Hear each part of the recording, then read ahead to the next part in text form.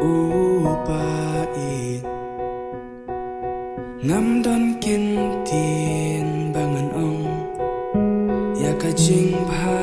priu ka jong phi upait wat hap deng ki jing e na kloi bangan jit betang ya phi la dei i chong na cooler ngan it ya phi compare what lucky mau jing thut ki wan hap deng jong i sur ba thiang jong phi ki wan pen tngem yang na cooler ngan it ngan su maria phi hadu bakut kisi habanga don ringkat bat phi ngaklat pun ki jing smosi dei tang ma phi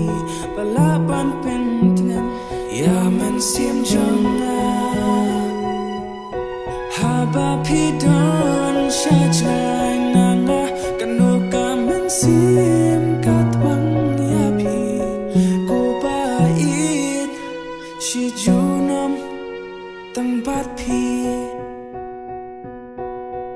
u ba it ngam dan e pangan ong tang kan ni ka we banga it ya phi u ba it wat ha ki jing pang jing shi tong ak loi bangan don ring kan hasinda jong phi la dei i chong na cooler ngan it ya phi compare what lucky mau jing thut ki wan hap deng jong i sur ba thiang jong phi ki wan pen tngem yang na cooler ngan it ngan su maria phi hadu bakut kisi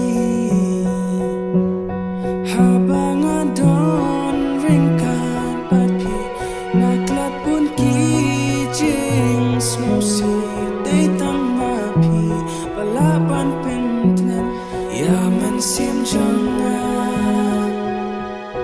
haba phi don shajai nanga kanuka men sim katwang ya phi